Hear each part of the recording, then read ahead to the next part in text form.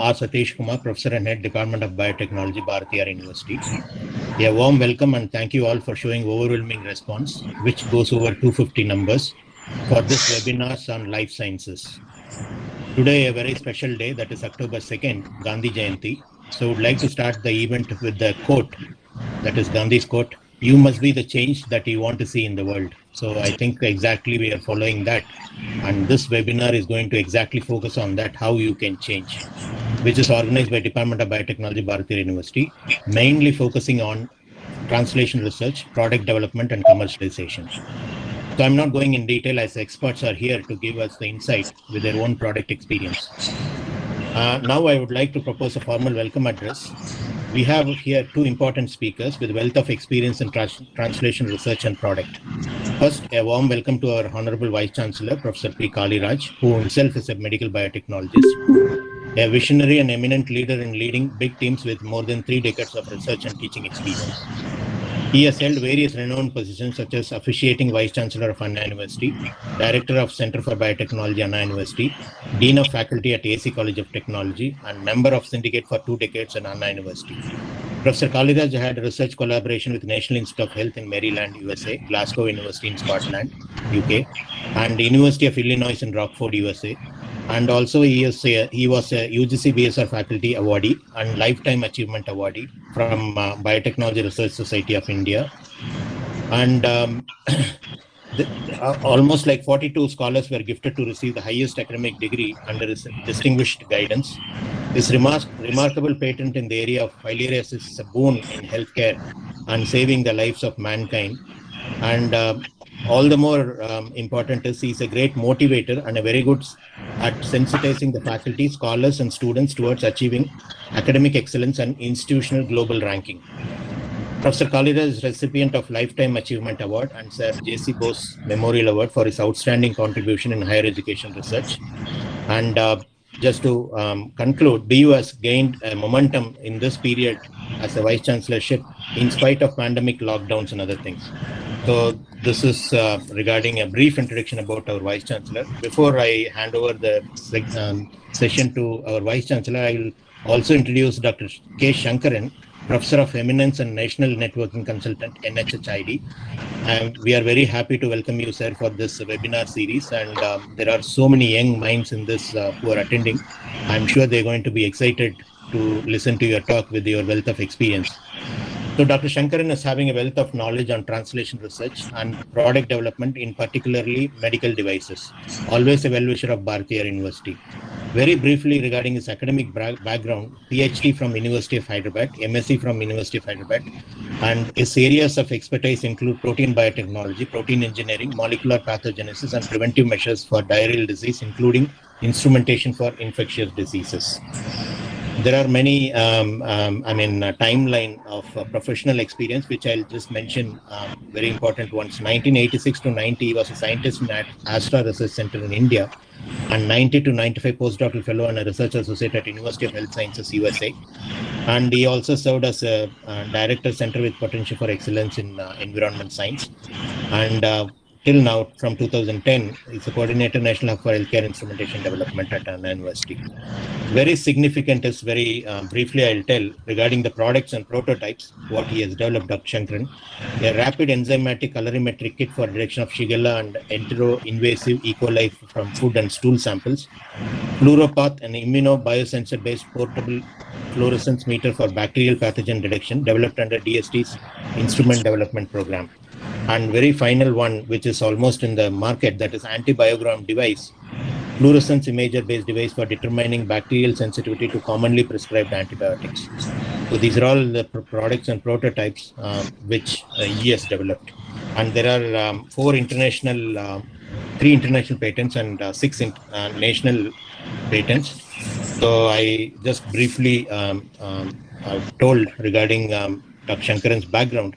So finally, I would like to welcome all the heads of the departments, faculty members, research scholars, and students of Bharathiar University, as well as affiliated colleges.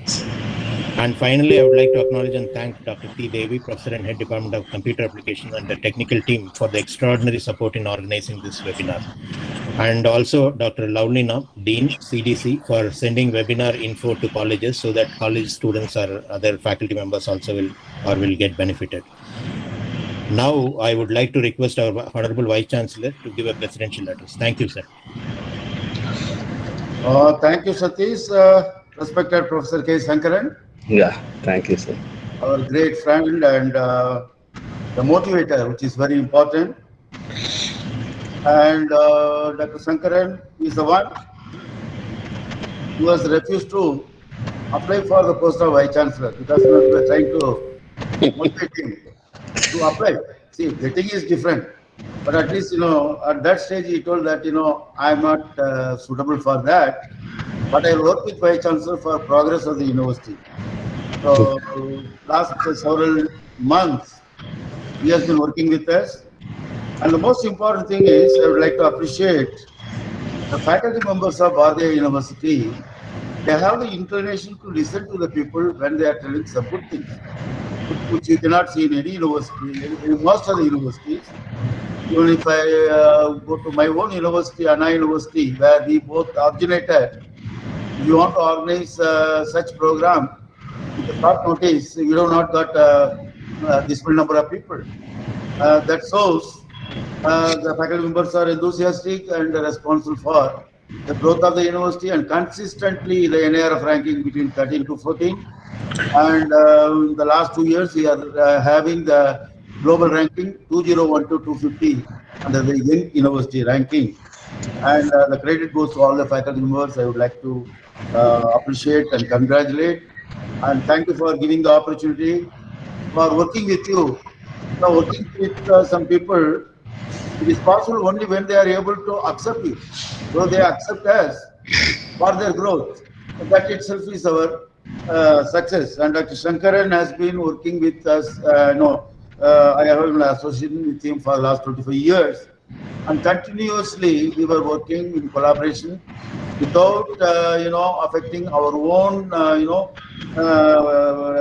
interest, the research interest, but collaborating wherever we want. In some places we are having joint publication. In some places we are having joint PhD student. In some places we are having joint patent. On any account, we never try to say that, who is the big person or PI or something. When he has a predominant work, and he is the PI. And, I have to work with him. Whenever I'm having something, he was working with me. Why I'm telling this point is, the collaboration is an important aspect. And the collaboration ethic is a very important thing. The collaborative mode, unless you give the respect to the other person, the progress will not be there. I don't want to spend much time. I would like to have some PowerPoint I'll share with you.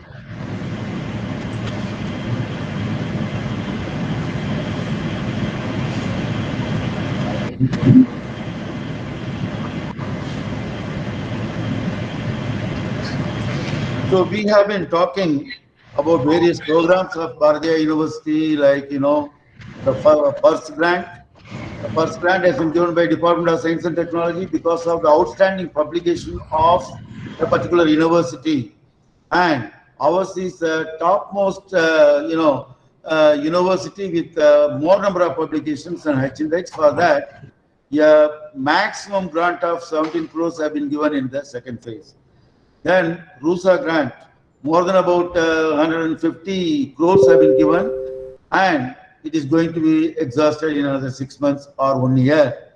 Now we have to go for the next level of funding. That is, the Blue grant, which has been announced by the Ministry of Education, but they have not yet prepared the guidelines for that, and we could not get any clue for initiating the Blue grant. That may be because of, somebody has to prepare the vertical, somebody has to prepare the model.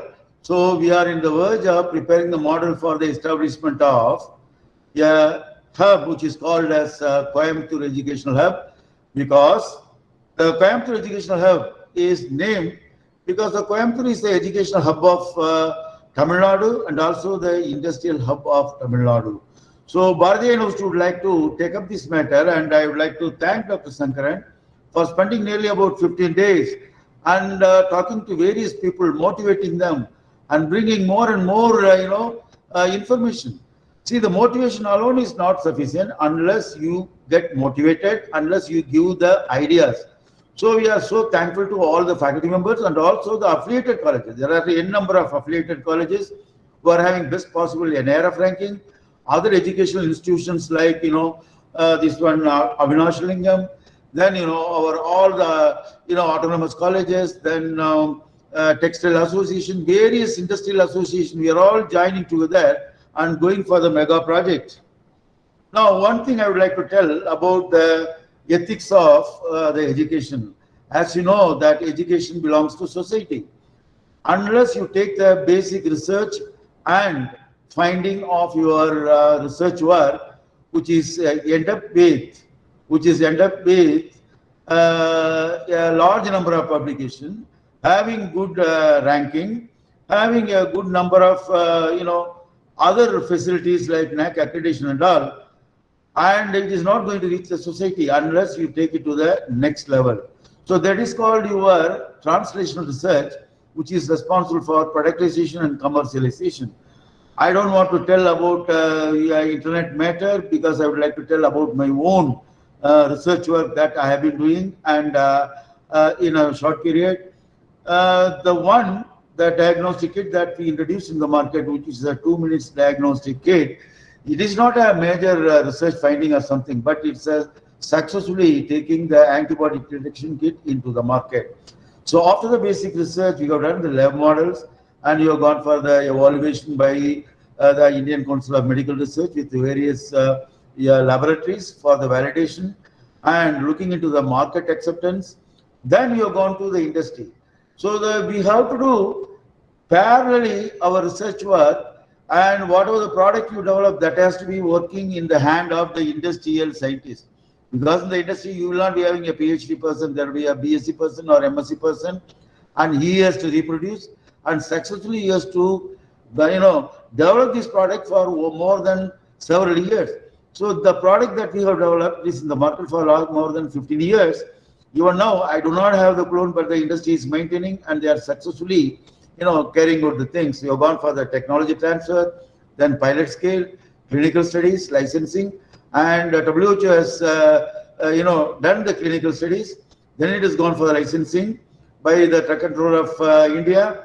Then it has gone to the marketing and supply, and the post-marketing support and development is very, very important.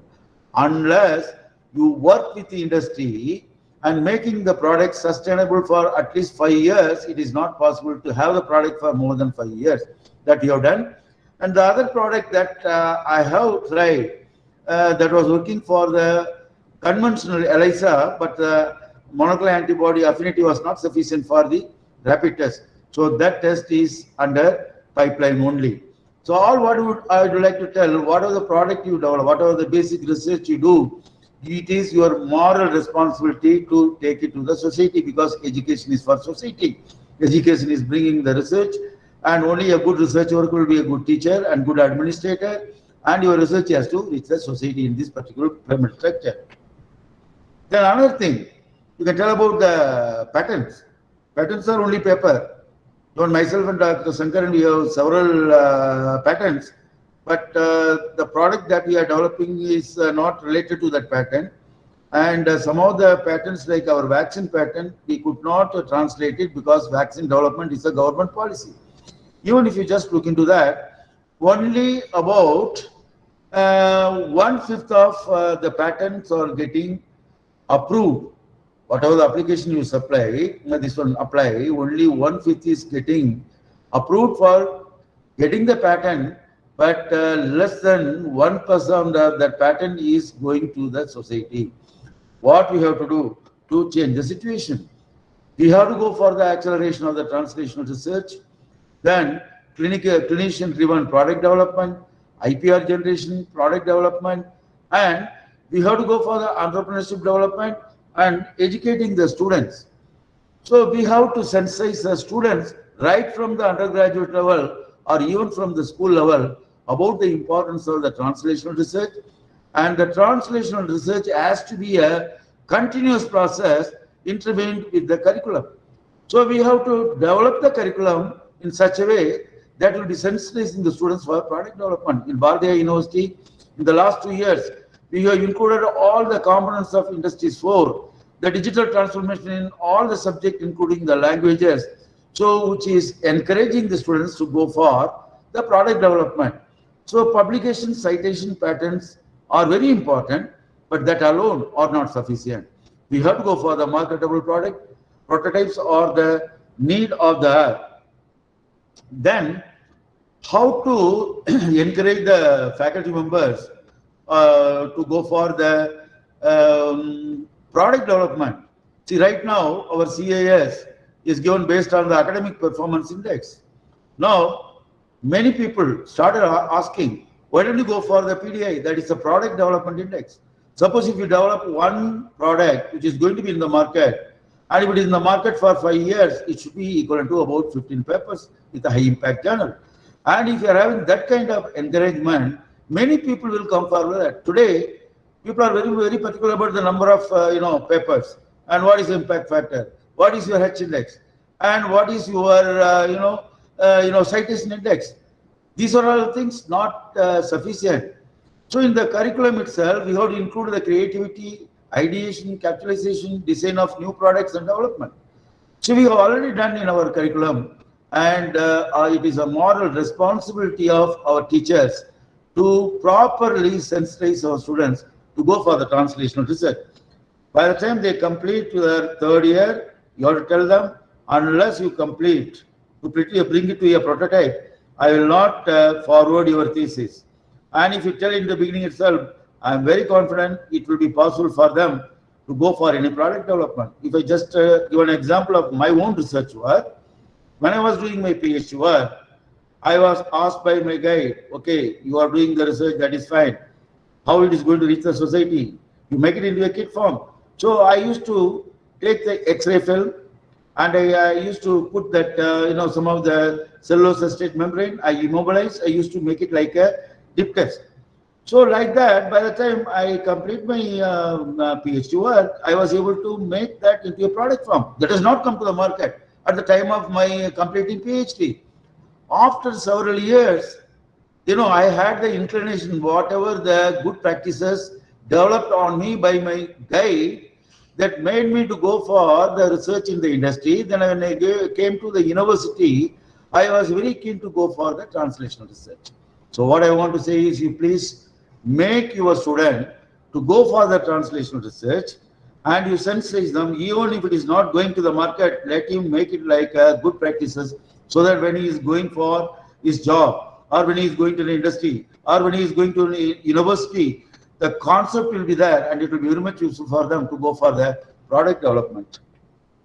And I am thankful to Dr. Sankaran and Dr. Devi and so many other of my colleagues that the Department of Science and Technology, after the hard work of several faculty members of Bharathiar University, we were able to establish a satellite hub. And the main hub is in Anna University under the leadership of Dr. Sankaran.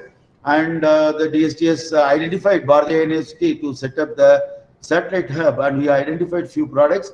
I am very much confident all our faculty members will join together and make use of that. And not only the faculty members, there are many doctors from our area, many academic institutions, and our affiliated colleges. We never underestimate our affiliated colleges, both autonomous and not autonomous, and also some of our government colleges. There are several government arts and science colleges. They develop, but they are not taking to certain level. One of my colleagues, Dr. Sanil, I was very happy to see the newspaper item that that particular student has identified a simple method for the identification of the microorganism. That is a very good research, and I am happy that he made the student to go for the translational research. And similarly, I request each and every faculty members, you just sensitize them, whether it is going to the market or not. Let them have the attitude of going for the translational research. Then in Coimbatore Educational Hub, lot many work is going on. That is a combination of all our affiliated colleges, both autonomous and not autonomous, and more importantly, our government colleges. Then our neighboring institutions, you would like to join together and to go for the private and public universities in Coimbatore to collaborate to go for the educational hub. And Bharathiar University will collide all resources and enable collaboration for teaching, learning, research, device manufacturing, and product development. The type of job that you are having now is not going to exist after 3 years. So Dr. Sankaran and all our faculty members, they are working with the industry. What is the need of the industry after 3 years with the digital transformation? What kind of skill is needed for our students? So they are going to make the arrangement between the university and our college and the industry to go for the skill development and making the students suitable for employability after 2 years or 3 years. That is the main aim of this hub. And this is the one where we will be able to share the equipments of all the things. I have told all our affiliated colleges that we have a number of resources. We have a common instrumentation center. We have a huge DRDO facilities. We want more number of people to work. Please come and work and join with us, and we will also make use of your resources, and we will go for the next level of multidisciplinary. Then we would like to go for academic credit bank, because we have already started giving the transfer of credit among our institutions at Bharathiar University level. So we have to go for credit transfer for the students of other university also, like Anna University or Agri University. And also if our student is able to do some of the work in Agri University, the credit transfer. So there was a proposal by the Chancellor of Tamil Nadu, earlier Chancellor, to go for a common MOU among all the Tamil Nadu universities, so that you can do 1 or 2 courses in any one other places, the credit will be transferred. And this one, our Honorable Chancellor, Banwarlal Purohit, 2 years back, he initiated during the pandemic period. It could not happen. I am very confident that the present Chancellor will take up the matter and he will do those things. So we have to go for the attaining the credits by amazing the credits rather than achieving specific directions on campus for achieving a degree. So we are going to have a drastic change in 1 year, and combining all the institutions without changing their motto, without changing their credibility, without changing their academic performance, without changing their legal aspects like AICT approval or anything like that. Only the credit will be transferred depending on the nature of the students. A student from Agri University can do a course over here. A student from here can do the course in medical college, or even nearer to our law university. Then these are things. Right now we are having job-oriented degree and diploma courses, and we might also go for a more number of credit transfers, and almost like 40% of the credits on online mode, either SWAYAM platform or any other platform developed by any one of our institutions. I am very much thankful to you. Thank you for listening to me. Thank you, sir. என்ன sir பேசி முடிச்சோம் நாய் குலைக்குது இல்லைங்க இங்க பின்னாடி பேக்ரவுண்ட்ல. Okay, Satish, thank you very much. Thank you very much, sir. Sorry for talking for a long time. I would like to give only one message. I want people to listen to Dr. Sankaran and getting motivated for translational research, and it will be useful to all the students. Thank you very much. Thank you, sir. Thank you very much. Sorry for the disturbance in the background. Sir, now I would like to request our expert, Dr. K. Sankaran, to deliver an expert lecture entitled Question Conventional Wisdom and Open Up New Avenues, New Clinical Device for Quicker Antibiotic Susceptibility Testing. So I request the participants strictly to keep the microphone in mute all the time, and also post as much as questions possible so that we get benefited from the expert in the chat box, so that we can take it up in the end. Thank you all participants. Thank you, sir. Yeah. Can I now start, Satish? Yes, sir, you can. Yeah. Very esteemed and highly respected first my friend Professor Kaliraj and the Honorable Vice Chancellor of Bharathiar University. It's more like homecoming for me, because Professor Kaliraj and I have worked a lot to develop a culture in Anna University that did not exist. And Professor Kaliraj was the pioneer in doing that. So from him, I learned how to take products to from the basic research to products, and to handhold even when it is in the market with the manufacturer, and develop it further. So this was put into a systematic approach, so that, and a platform was created called National Hub for Healthcare Instrumentation Development. And this is a platform in which anybody can come with their idea and go all the way up to limited manufacturing now. So if you have an idea, you can technology transfer, and the technology transferred company can do limited manufacturing, validate or field test their product, and then compete in the market. So all this is because of a pioneering work of Professor Kaliraj that he described, and I'm extremely happy that I do this on this Gandhi Jayanti Day at Innis University. So, Professor Kaliraj sir, I'm very, very happy to do this, to motivate your faculty and students. So, thank you, Satish, for that nice introduction.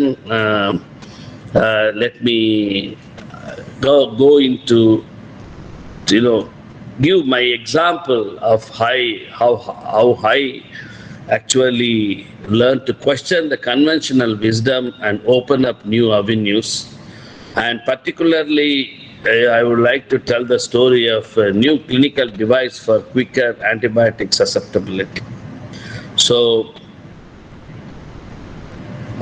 actually, it is very important. I think if you recall, Thiruvalluvar, he had told it long back. எப்பொருள் யார் யார் வாய் கேட்பினும் அப்பொருள் மெய்ப்பொருள் காண்பது அறிவு. So the definition of knowledge or intelligence is, you don't blindly go by what is said or what you learn or what you know.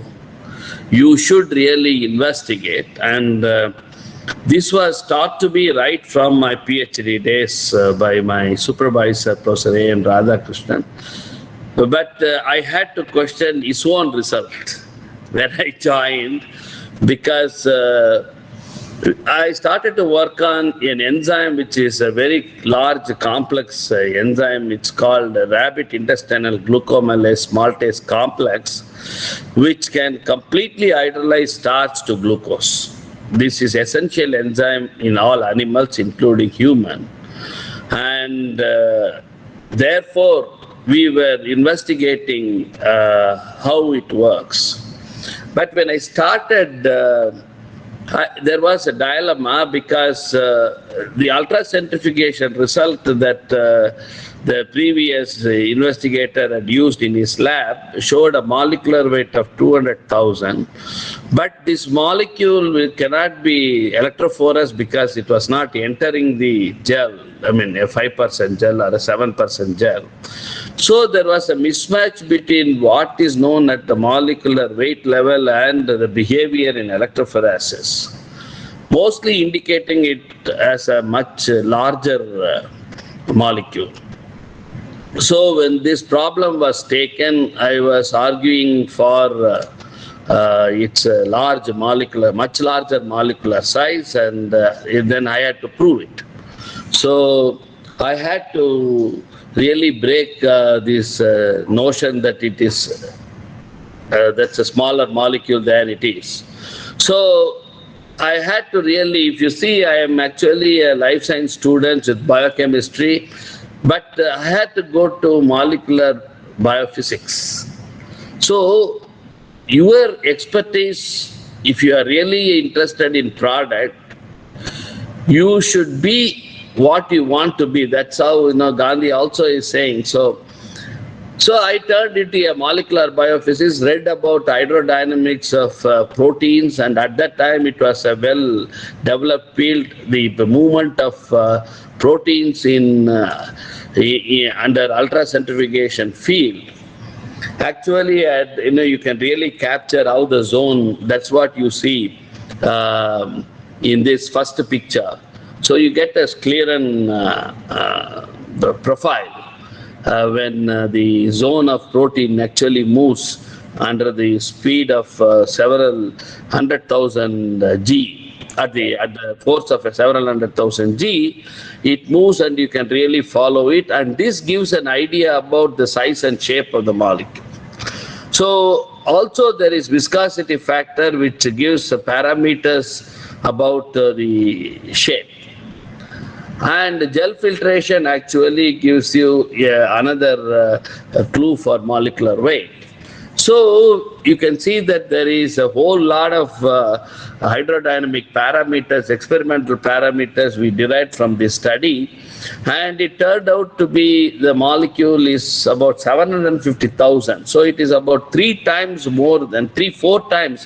much larger than what was originally thought, and therefore what happened was we have really answered one very important question which actually refuted an already published work from that lab. So this was my first experience with questioning, and I also gave the explanation why this happens. I will not go into that technical detail, but suffice to say that this was my first experience with questioning.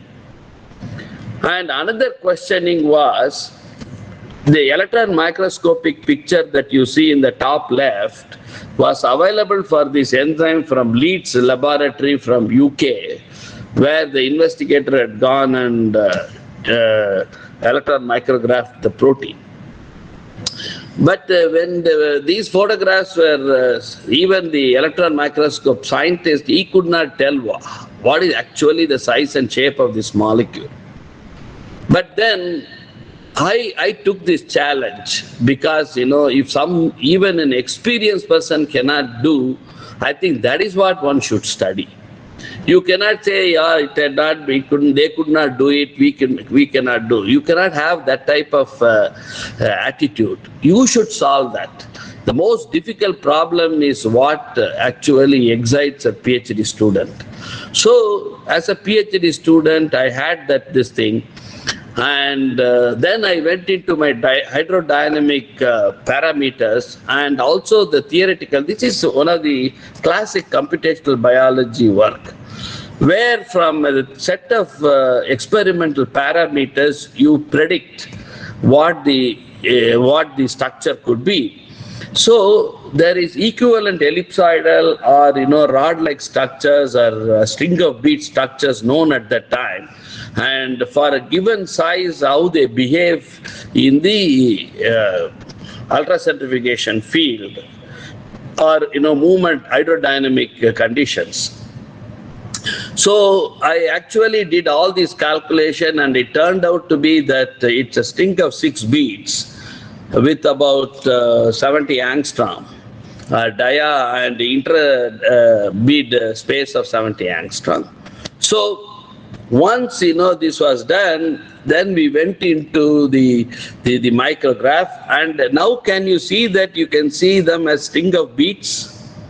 So therefore we now looked at images like what has been shown in the insert, where you can clearly count the beads, and because the space between the beads hardly can be seen, we know it should be at least 20 angstrom, which was the limit of the study at that time in the electron micrograph.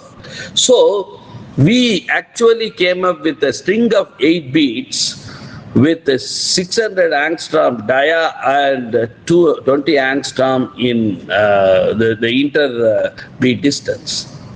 So now, as you can see in the bottom left, the outline of this structure is visible. So because it is visible, then what you can do is how the individual subunits of this protein could be placed. So again, hydrodynamic parameters predict what type of structure will give that type of parameters, and it turned out to be the type of structure I have shown in the filled circles that is next to the thing.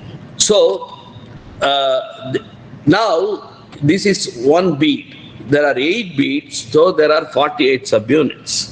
So from this we did a protein chemistry work of quantifying the N-terminal, and that's big story, but that turned out to be again about 48 N-termini for this protein.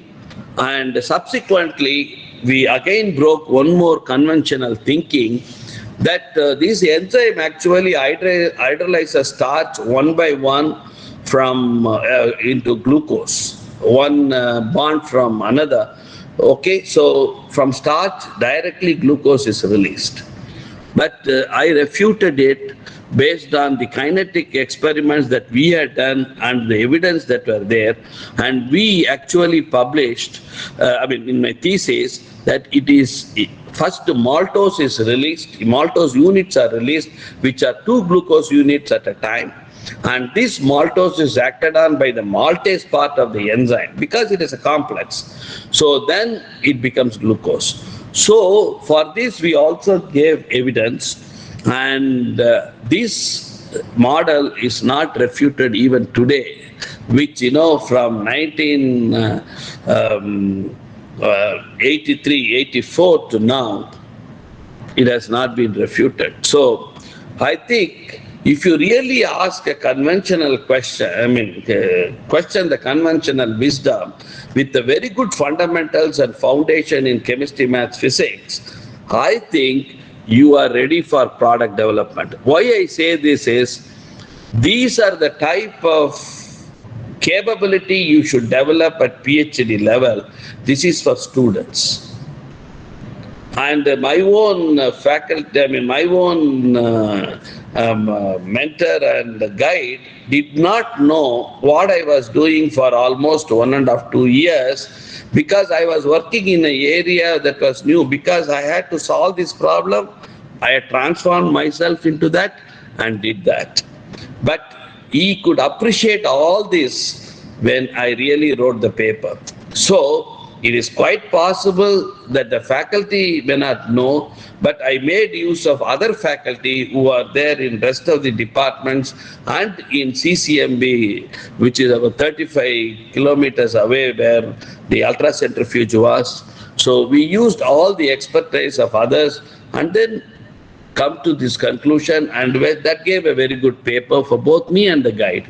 So it is very important that, both the faculty, and I am very happy that Professor Radhakrishnan let me do things on myself, but on finding out that I am capable of doing it. So what I feel is a PhD should be taken very challengingly by both faculty and the student to really crack very, very difficult problems. Don't look for problems that will give you paper. Look for problems that will solve. And later you can solve social problems through your science. So this is my first message. Now I will go a little bit faster. So later I went into Astra Research Center. AstraZeneca now, the parent, this thing was Astra. So they started their first international laboratory in Bangalore. So we were directly absorbed because of our capabilities. One of the first 5 scientists to join this, the only lab in India from international pharmaceutical company. And there the task was the molecular diagnostics from biochemical studies of bacterial pathogenesis. Completely different. I have now gone from rabbit intestinal enzyme study to a molecular diagnostics for future clinical microbiology. This is typical of research in industry. They are interested in future investments. So they want to study from that angle. So when we took up, there was again another conventional thinking that Shigella, when grown in presence of Congo red, a dye, the virulent Shigella, that is which can cause the disease severely, will appear as brick red, very red. But the avirulent one will look pale. But these people were thinking that it is just Congo red binding, because more it binds, it is red. Less it binds, it is pale. But I argued, to myself that usually when in a plate, you plate the organism, leave it to grow overnight. That means there is a growth factor that is involved in anything that is happening to Shigella in this case. So I did the experiment that had never been done by then was to put it in a Congo red medium, not solid medium, liquid medium, and grow it. So that when it grew overnight, I took the pellet, which was brick red in the case of A virulent and pale in the case of A virulent. So I took, and as you can see the leftmost lane, leftmost picture, the third lane, you can see that compare the second, the first is the marker, the second and third you compare, there is totally different profile of the inner membrane of Congo red grown bacteria, which is virulent. And that the next fourth lane is of the A virulent. You see that it has not transformed. There is no change at all in that preparation from the wild type. So it is very clear that in presence of Congo red and you grow the bacteria, the complete profile of inner membrane changes. This was a very, very revealing finding, a new finding at that time. And immediately looking at it, a French scientist actually started to work on this. And from the electron microscopic picture, you can see that, in the cell picture that I've shown with so many dots on it, they found that the proteins that we see in large amount when we grow in the virulent, virulent Shigella in Congo red, the whole the envelope structure of Shigella changes to produce syringe-like molecular syringes, having multiple subunits to inject the virulent proteins within from Shigella to the host cell. So all these dots are all microsyringes, and these microsyringes are bound to HeLa cells and Hep2 cells, and they are actually injecting their toxic proteins. As a consequence, the cell transforms into what has to take up Shigella now. So a cell which is not originally phagocytic suddenly becomes phagocytic and starts taking Shigella.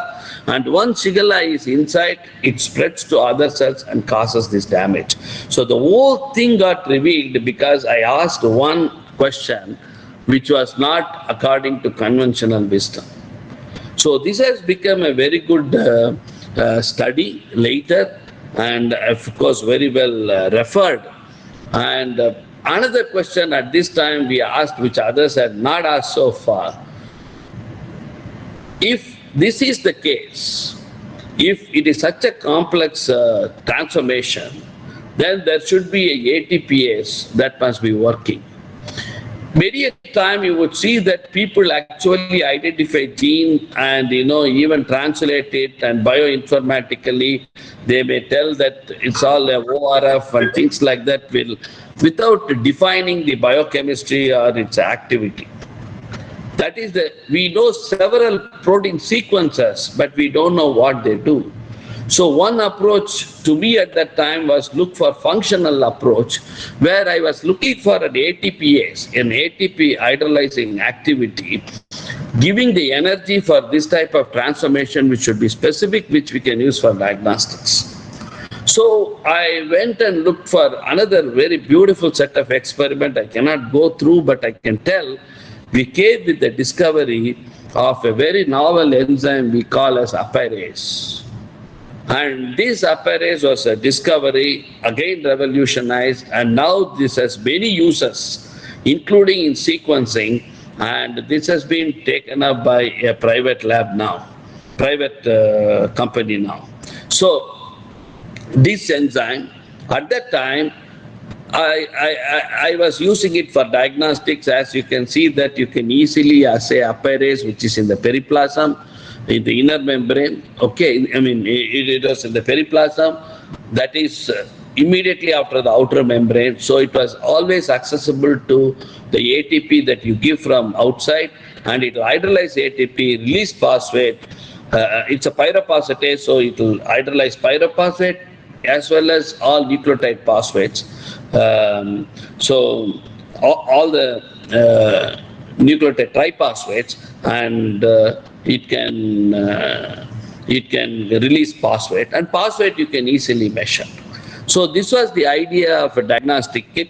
We developed this diagnostic kit, and I hear that in Europe it is being used in specific labs. So now, from there, I came to Anna University, and I became associated with Professor Kaliraj, and got this knack of, developing products. So then I have to think something entirely differently than what is existing, because my product has to compete first one in the market, so it should have a very unique biochemistry. And second, the method that I developed is so simple that it should transform the complicated method that is being done in microbiological lab and clinical microbiological lab. A battery of biochemical tests, a battery of microbiological investigation to identify one organism. So it has to be completely done with a disruptive idea. So what is the disruptive idea? You should now ask a lot of questions breaking the convention.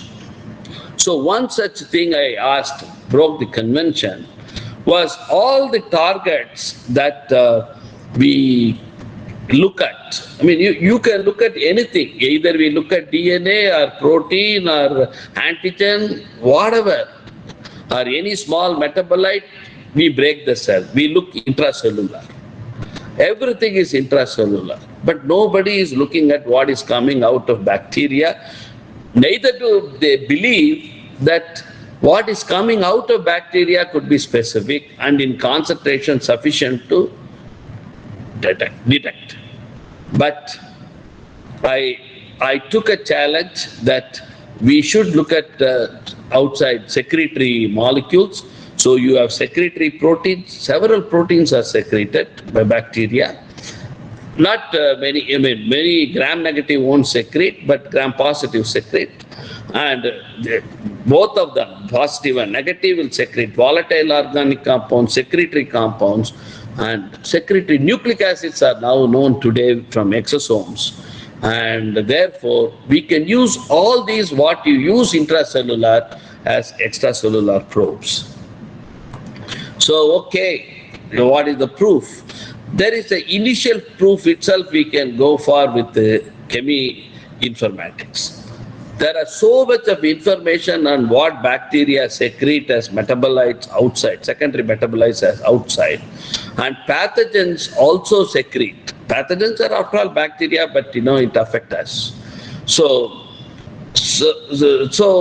we went into a thorough chemoinformatics and looked at very characteristic molecules that only certain pathogens secrete.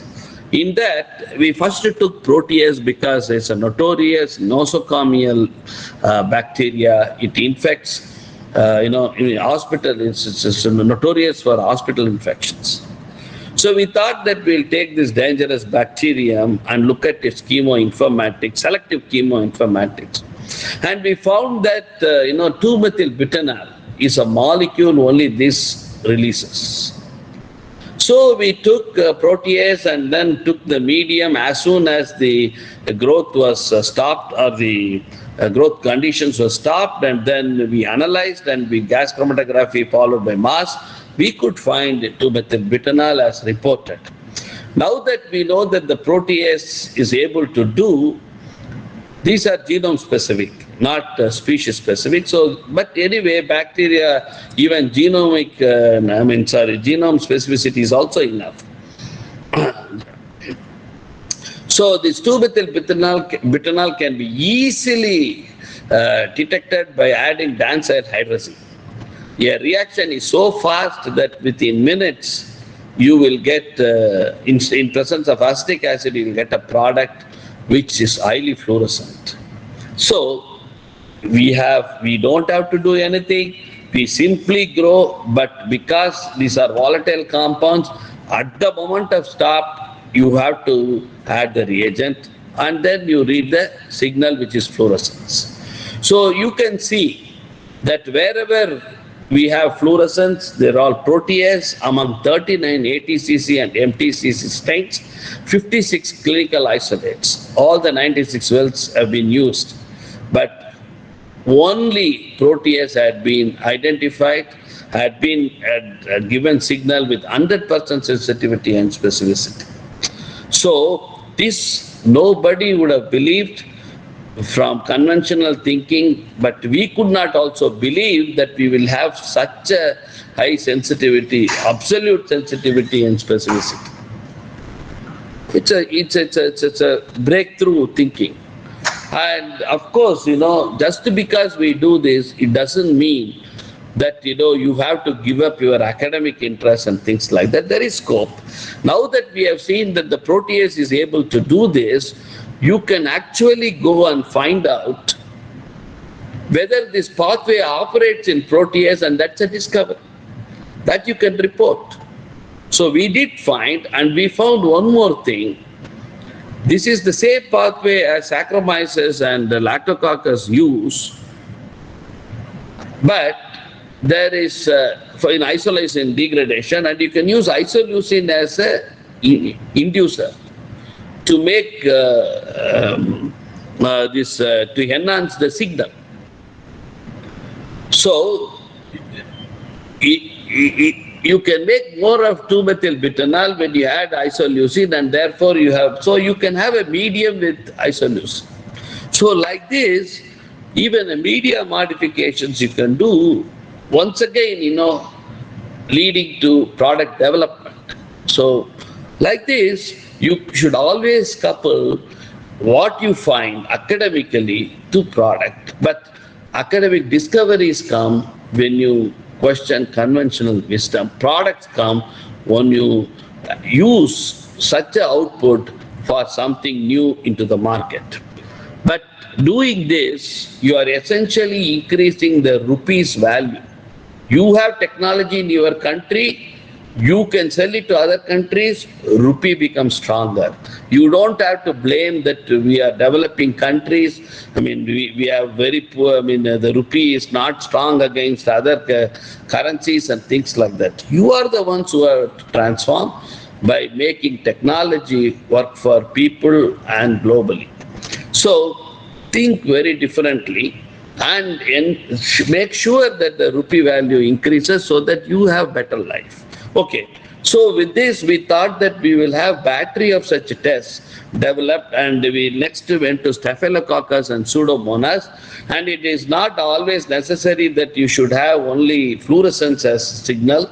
You can have colorimetric signals. So we went and looked for other tests. And in the case of staph, another very notorious pathogen, we could get a propionic 2,3 acetoxy 4,1,14 trimethyl androgens. This is more cholesterol-like molecule, a steroid molecule, which actually increases the pH of the medium just at the time when the medium is stopped. After that, it is a volatile compound, it goes away, and therefore, when we do the test at the time of stopping the culture, we found that among the 45 standard and 42 clinical and 38 environmental strains, 100% sensitivity and specificity. Again, published results, surprise, but that is truth. So we asked, we did not go by what was known, but we really questioned. And one more myth we broke by this experiment was, even this complex compound is produced in large quantities. Volatile compounds, people think that they are produced in small quantities. No, They are produced in large quantities because from the medium, these have to evaporate into a large volume. So at the time of stopping the growth, there is enough of this volatile compound in the liquid phase for going into a large volume outside. So they are produced in good quantities. So this is something that, if we keep in mind, I think we can easily go for such volatile compounds in a solution before it actually, gets out of the solution. So, but there are also non-volatile compounds that you can go after. Example is for Pseudomonas, a very notorious and very opportunistic pathogen. And we found that for 1-methyl-ethyl, 1-benzamide, benzamide and cyclohexamine derivative, both are present, and that increases the pH to basic. So even if you use a basic indicator at the time, Pseudomonas is characteristic in, the pH. It's always one of those rare pathogens which have basic pH. So naturally, there are compounds which, the extracellular compounds that we can go after and develop very simple method. And similarly, for a long time, people did not have a method for siderophore quantitative, a very simple assay, but we developed one by simply having a fluorescent calcium blue dye coupled with iron, where it quenches that fluorescence. So we have a quenched calcium blue. And now, if there is siderophore coming from bacteria which can take up iron, whatever the iron you had added to complex will go away, and what you get back is fluorescent calcium blue. So this assay gave us a very simple quantitative thing to look for siderophore. Siderophore is produced by, and this will work with any siderophore, so therefore you don't have to worry about selectivity. So any bacterial infection, if you look for siderophore, if it is there, you know that the bacterial infection had been there. A very quick test, which we are now making use of. So now, without having to really know whether the bacterium had been there, the bacteria could have died out of antibiotic treatment and things like that, but maybe getting depleted. But if siderophore is there, then you can say that the bacterial infection might have been there. Then I go to an extracellular enzyme. Salmonella causes typhoid. It's a very dangerous disease. And it also, typhimurium causes childhood diarrhea, even in adults. So this is a very important pathogen for us, and therefore we looked into how we can exploit our thinking. And we found that one of the flagella, this is again very important, the proteins have more than one function. A flagella, we think it as an organelle of movement, and then we forget that it can do anything else. In fact, that is also used as an adhesive molecule. So this is one of those adhesive molecules. So, but if it is adhesive, we think that it goes and binds. That's it. We don't look at any enzymatic activity in that. But what we did was, we did a very clever bioinformatic and computational analysis, and found that there is a sulfite oxidase activity in this large pile-like molecule or adhesive. And this sulfite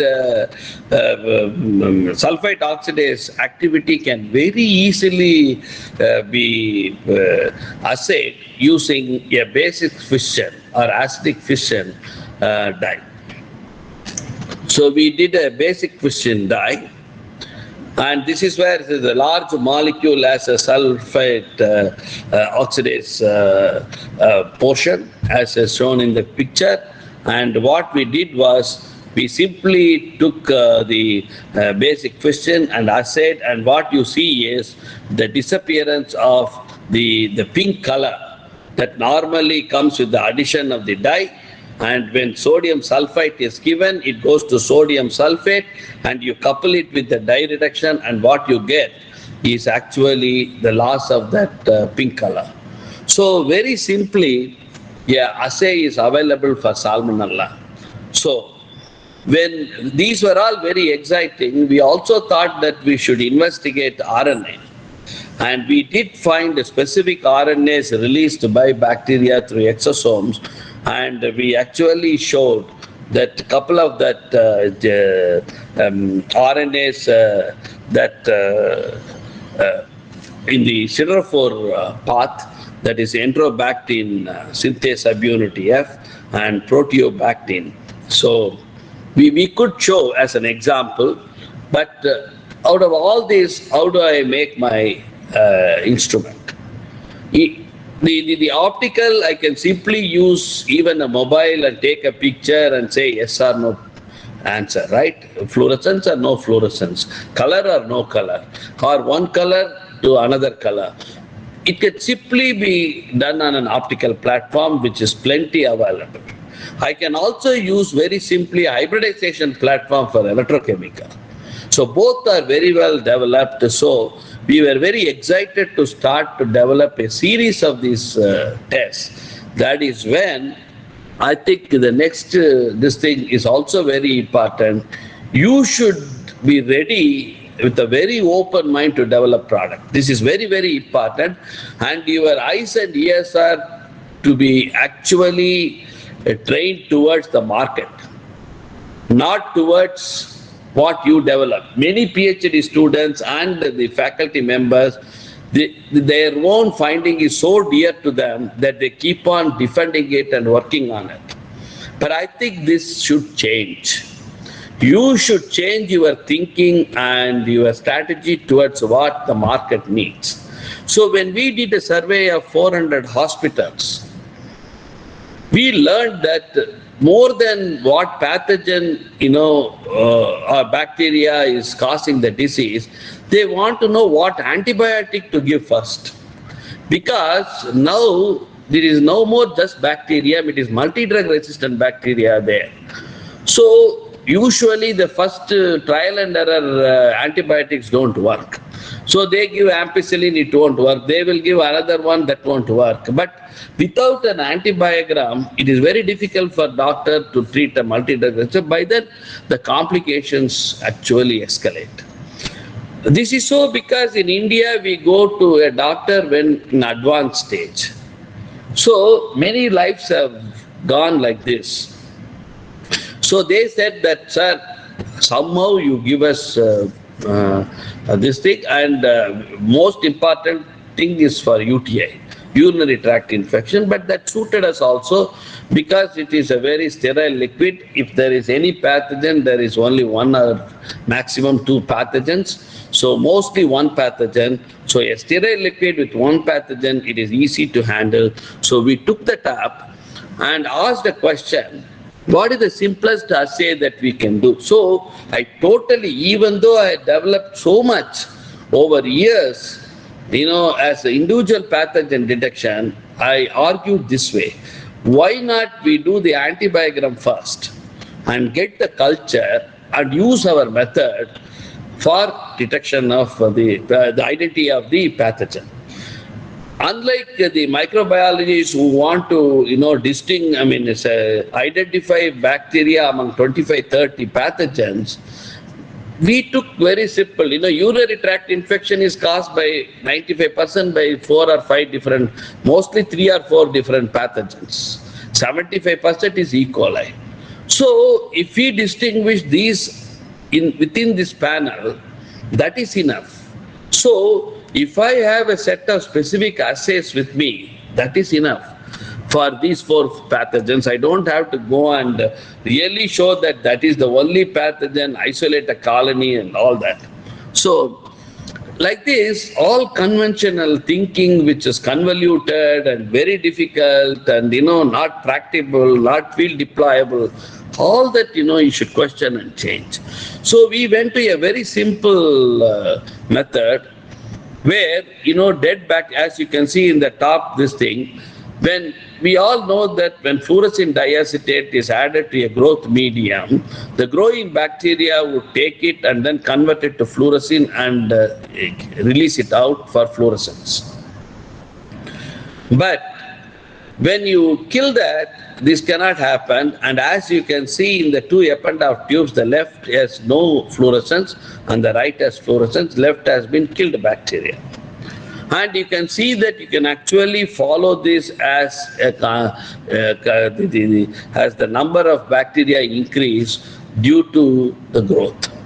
So you can easily actually see bacterial growth using a simple signal of appearance of fluorescence by hydrolyzing a dye, which is very popular and commercially available, cheap FDA fluorescent diacetate. And we did do these experiments and we did show that it works, but what we found was the problem with the stability of FDA, fluorescent diacetate. They are not stable for hours together in the medium. We of course solved this thinking that that is the problem that we have to solve. But after we solved that, solved its stability for more than 10 hours, so that we can use it for 5 or 6 hours of growth, we found a very interesting observation that when we took the clinical samples, every fifth sample there was no fluorescence, even though there was bacterial growth. So this puzzled us. How can this happen? Only thing that can happen is there is something that is quenching coming out of this bacteria. So we did control studies and all, and yes, we found that during the growth there is something coming out and quenching this fluorescence. See, the beauty of doing academic work is the solution can be immediate because there are several students working maybe on similar problems. And this may not happen in industry research because they are focused and they will go only by one this thing because they can't spend so much money like academic for research. So I had given a problem to another student to use sugars to bacterial medium so that we can allow bacteria to grow very fast, especially the poor growing ones. Pathogens, not all of them will grow very well. Some of them will grow slowly. So we were adding a variety of sugars to see which one is actually accelerating. And he found that when glucose and such sugars or fructose or such sugars are added, there is no fluorescence. So he was actually suspecting our own method first.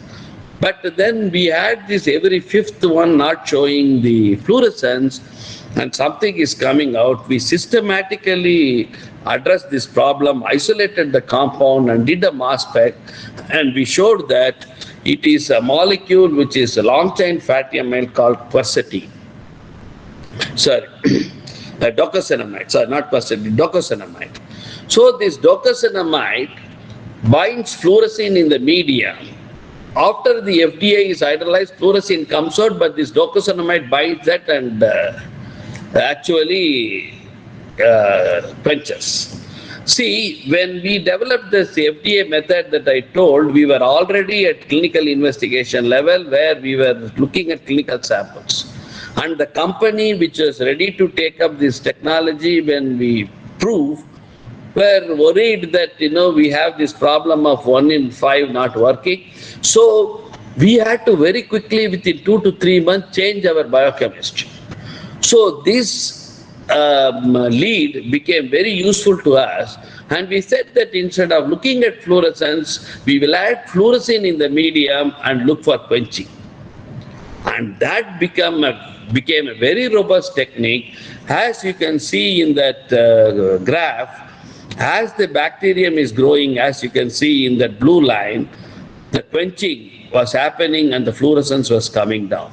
So the initial addition of fluorescence through fluorescein can be actually monitored during growth exactly as you would monitor with OD. And this really perfectly gave our result as per the standard method of turbidity. So we were very happy that we could really come out of a crisis, and of course this all went for patent.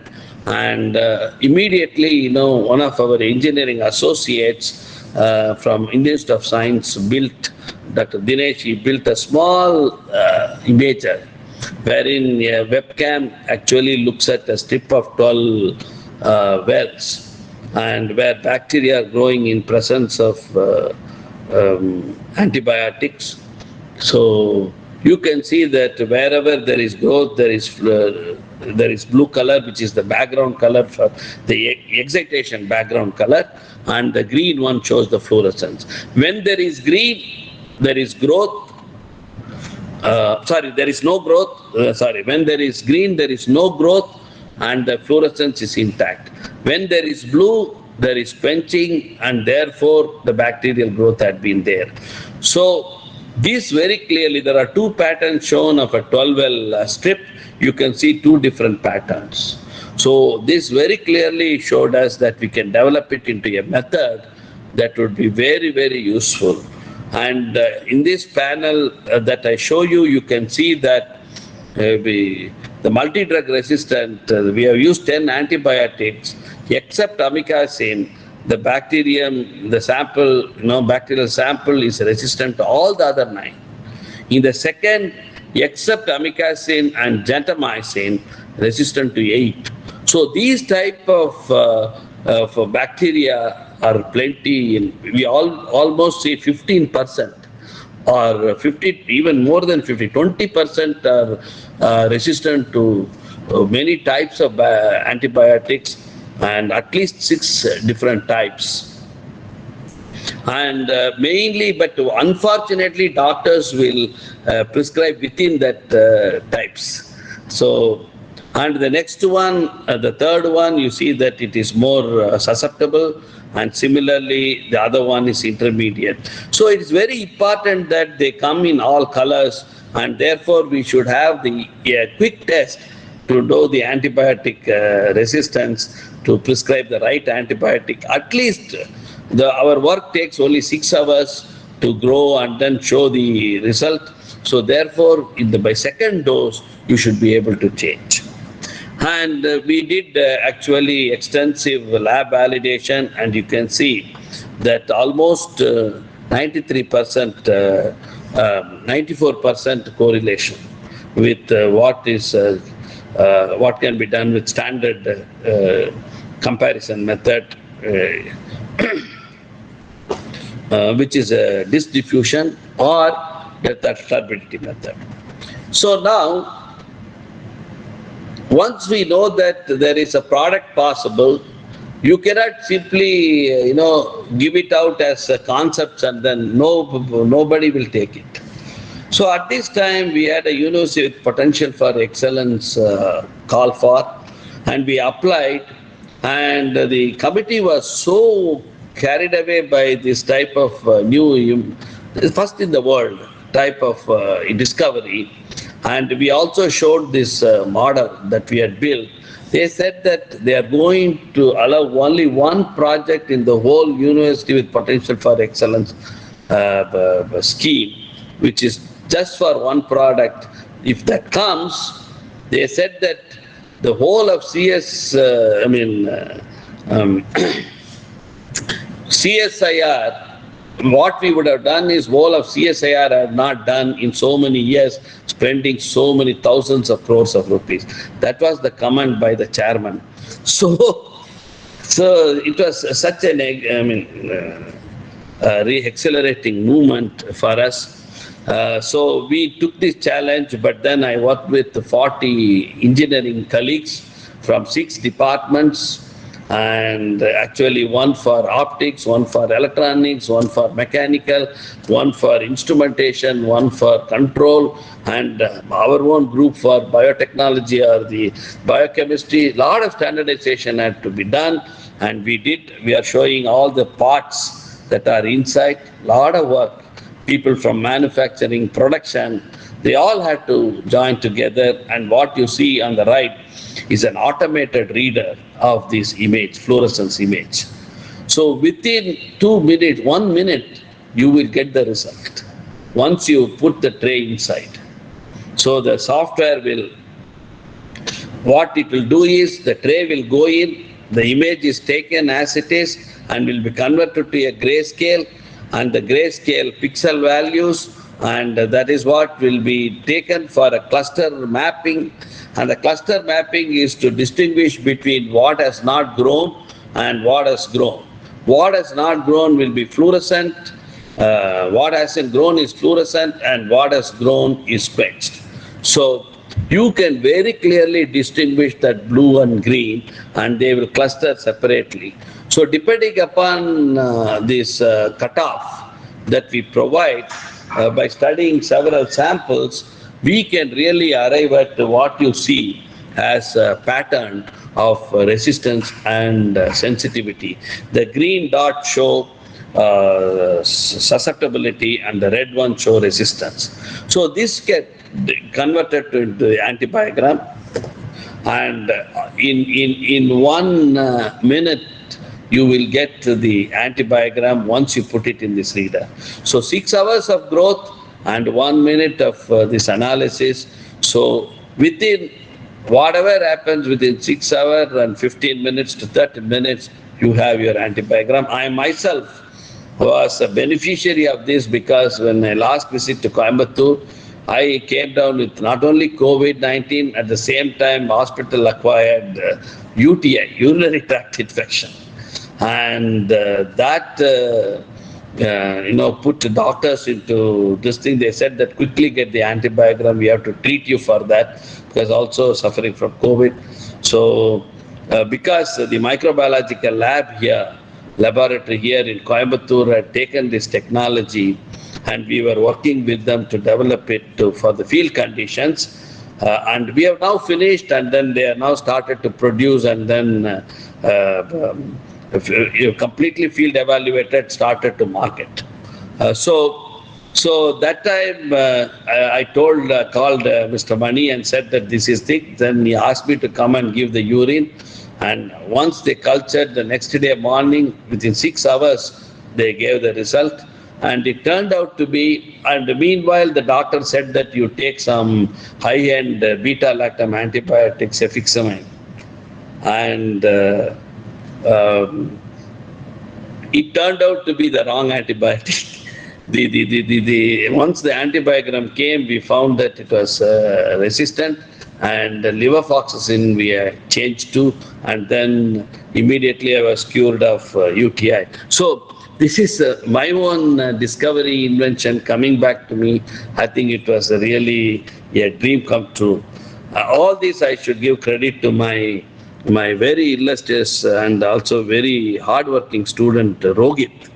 I think what was academic, he brought it into a product. He's associated with them now to developing into market.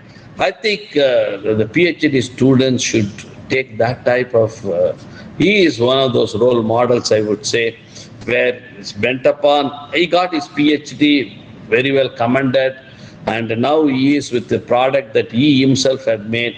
I think this type of desire must be there in the students. So a PhD student can transform the world, and a faculty can help him transform the world, and the faculty themselves can think for the world. The faculty definitely should think for their own upliftment, uplifting everybody. Okay, so once it was in the clinical lab, we could show that, it is working in that lab. It's at the time of joint work validation. It was still showing high, and this is my best slide, I would think, which puts down the import, the commercial this thing. So CLSI method is actually gold standard, and we compare that method with what we have developed, and you can say that there is a 98.4% correlation, almost there to absolute. The mismatch, we also attribute to some problems with CLSI, but anyway, but it is very good. And CLI versus Vitek, they have a gold standard with Vitek, you see it is only 78.2%, but still people use instruments worth more than 15 lakhs, 20 lakhs. This is costing so much, but at a poor specificity, poor match. And anti-microscope, our own this thing, naturally, if you compare with Vitek, the Vitek will score less, definitely, because we score very well with the gold standard. So now this had been taken by CMC Vellore for validation, and they have really, CMC Vellore is a referral lab, and they are very, very happy that we have come up with this technique, and they have adapted it now. So I'm very happy that we are making changes into clinical microbiology, especially in an area that is threatening the humankind. And in fact, I'm very happy to say that from the referral lab, they had used it for some of the VVIPs to get the results very fast and save the lives. But I don't want to reveal, but that had been a very, very, very pleasing comment that we heard. So we have people having tested it in several labs, very happy about it, and now it's in the market. And in our this thing, we also found another thing. I told you, a classical microbiologist thinking we have to break. If you look at this, the most 95% is due to UTI, is due to E. coli, Klebsiella, Enterococcus, and Citrobacter. So if you address these four, essentially you are covered about 90%. Okay. So when you can do about 90% of pathogen, 90% of the time correct pathogen detection, then you need a very small panel to use. And we already know chromogens are available for these, and then if you really use them, you can really get different colors, and that's it. You do an antibiogram 6 hours and 15 minutes for readout, and immediately you do these additions. What you get is what pathogen, the 3 or 4 pathogens, one of them, mostly E. coli, you can identify. So you know the pathogen, every result is now available so fast. This is to show that they have taken it has gone to the market. And now we also have to do a new thinking. New thinking as something very interesting. Many people have non-specificity while working with bacterial detection with whole bacteria, because they can bind to any molecule, to any surface, and things like that, give a lot of background. So what we used was a supramolecular theory, where very large complexes introduces high specificity. They call it super specificity. But this is there only in theory. So we took up this theory like our hydrodynamic studies. That was all theoretical. And we thought that why not apply to the ELISA system or dot blot system, where your primary antibody is coated to nanoparticle, nanogold here, as well as a secondary coated to nanoparticle have secondary scene. We call it scene because it is coated molecule. Okay, so coated nanoparticles. So when I will show you, this is actually a schematic diagram of the primary and secondary scene. And when we use, you can see in the top left, when we use both of them, both the complexes together, you not only get a very clean dot blot, but also you can see that the detection of bacteria is going up to 50 bacteria for 250 microliters. So compared to that, the rest of them, because it's a supramolecular complex which is giving such a specificity, that the signal is very clean.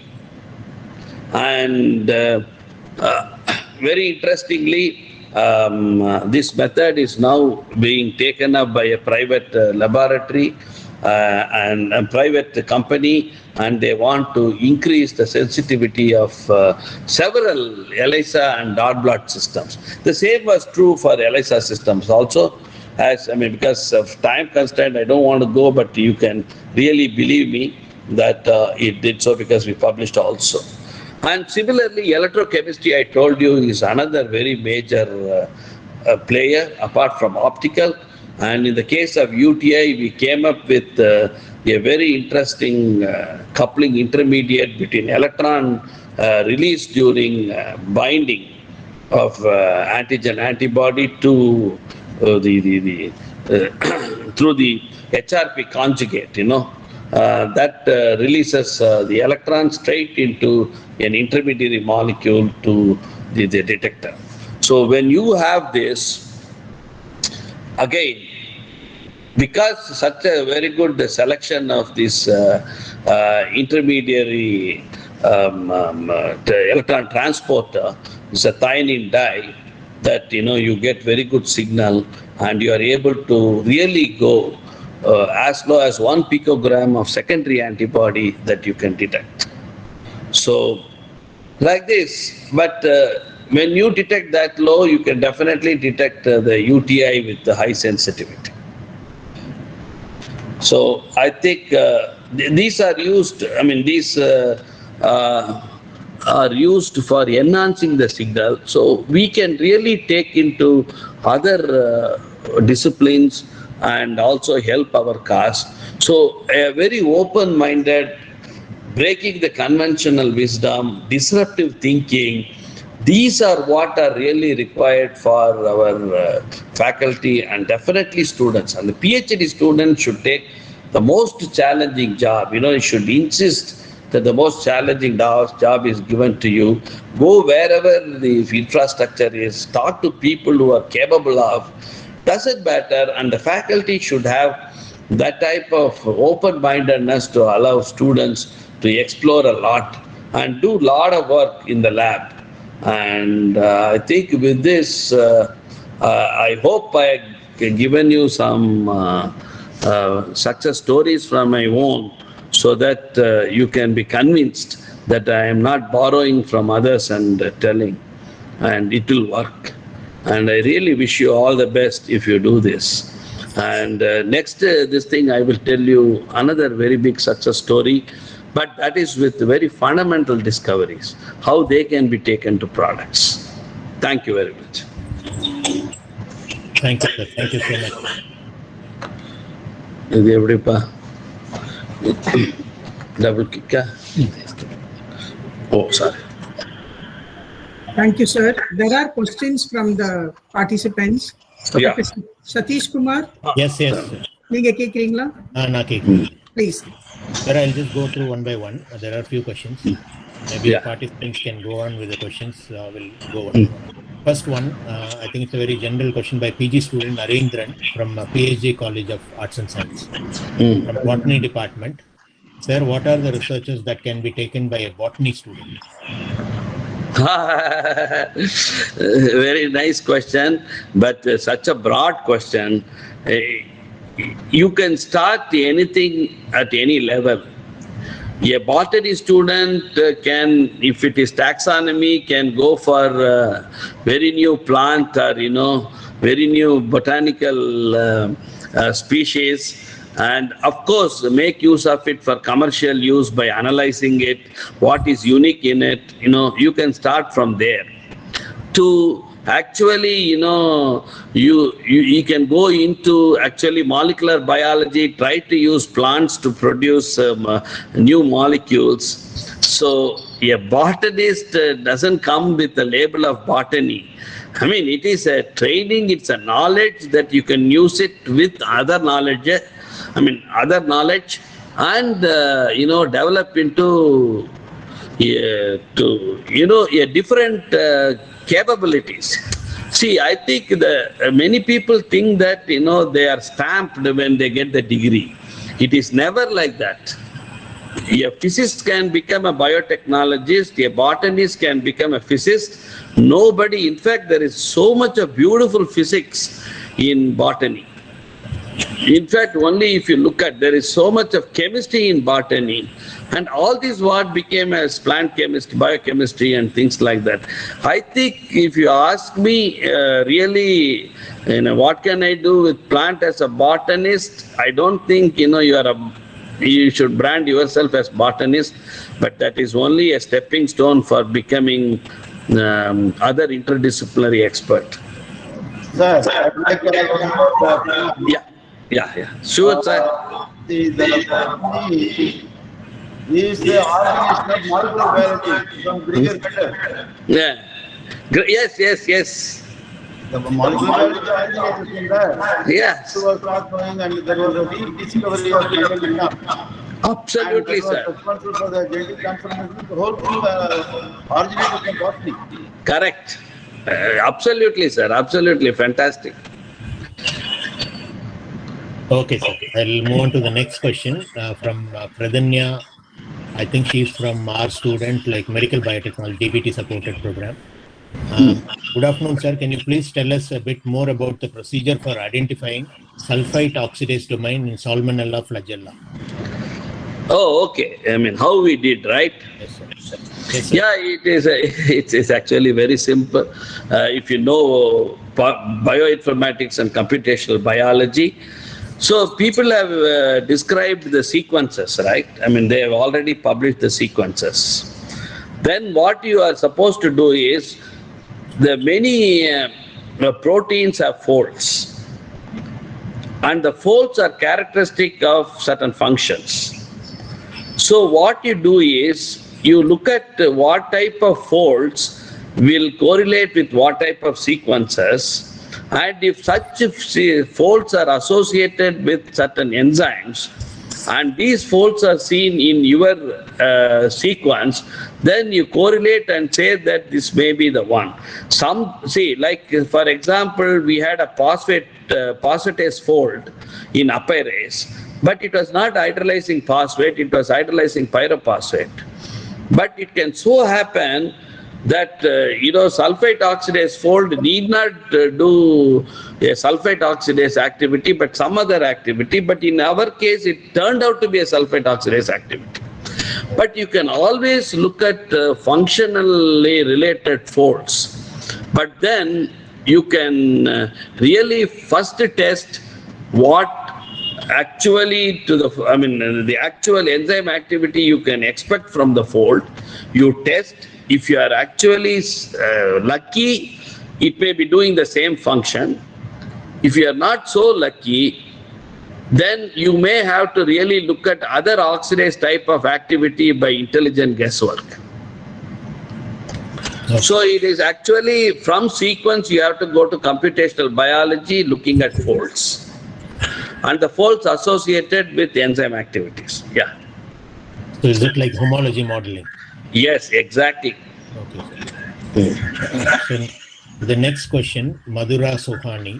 And also, the certain amount of expertise is needed in this, because you should, it may show relationship with a few other folds with the lower this thing, but the lower one may be the one having the activity. So I think you should be really, you cannot discard anything here, but you should have that expertise to really zero upon on what may be the best fit for finding the function. Yeah. Okay. The next question by Madhura Sohani. Sir, as per the research, there are mechanisms in place in Shigella that induce the syringe-like formation on the inner membrane. Do we know of compounds that can inhibit the syringe-like formation? Yeah. Actually, this is a million-dollar question. In this, at that time, people were going after, they have molecules. But the problem is pathogen-specific drugs are not popular. Now, when antibiotics are there, why would you develop a specific pathogen-specific drug? So that is why there is research much less in these type of things. So I think people are working more on multi-drug resistance than trying to develop pathogen-specific ones, because we know that Shigella may be there, but then there may be other pathogenic bacteria lying around there, but we may not have detected. So I think people simply kill any bacteria and then clean it up. So At the best, these will be only taken as supportive therapy to antibiotic. Antibiotic use will not be reduced, will not come down. So that is why. But of course, people have worked, but with hemine-like molecules which resemble Congo red and things like that, whether they could go ahead and stop this transformation of the or the making of the syringes and things like that, but with limited success. Yes, but not really interested in that area. Yeah. Okay. The next question, again, our own student, medical biotechnology student.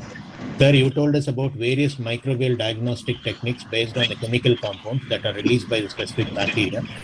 But before commercialization of that product, we need to check whether there are any other organisms that are releasing the same compound. So this step will be very elaborate and hectic. So what was the technique that you used to prevent such false positive results and to increase the sensitivity? Yeah. I will come to this. This is also a very good question. The previous question is also a very good question. Yeah, that was a very good question. As like a student or whoever faculty, I think the right question to ask. PG student. Yeah, very good, very good. So this is also a very good question. And the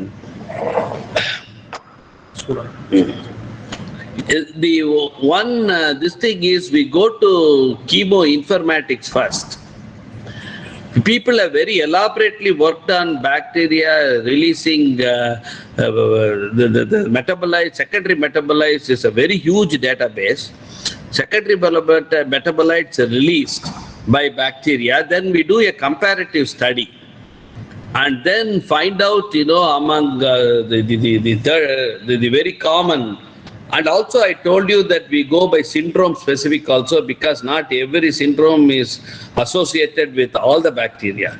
So for that syndrome, like UTI, I told you that there are 4 bacteria. So we look at some 5-6 bacteria in that panel and see their chemoinformatics of secreted molecules, small molecules, and then look at the unique ones. So this is where I think the bioinformatics helps, so that you do much less number of experiments to come out with the specific, the direct experiment. So we go directly for that molecule, and if it is there, you have hit a jackpot. So it is actually a very detailed, deep analysis of chemoinformatics that helps. Yes, sir. Thank you, sir. Yeah. Next one, Kishore Tirunavakarasu. Sir, to overcome MDR, can we use biosynthesized silver nanoparticles? See, I think it's again you are going to kill the bacteria, right? It is actually, you will kill bacteria irrespective. Antibiotic is there, and now silver nanoparticle, this thing is getting into a lot of complications with toxicology. Originally, people thought that this is best, but now I think most of the nanomaterial consumptions and things like that are, especially with this type of silver, are being questioned. People took to nanotechnology without toxicology study, but I think I won't attempt this, because this is like it will kill all this thing. We have already antibiotic. Why to introduce silver in the body? Okay. Yeah. Next one, Priyadarshini. Sir, can genetic engineering methods can be used for pathogens that are antibiotic resistant and be successful with the method? I think she's meaning whether we can use rDNA to overcome this. Used for pathogens that are antibiotic and diseases. Can genetic engineering methods be used? I think this is an implementation challenge, because to genetic engineer and introduce itself is not allowed for use. That is one thing.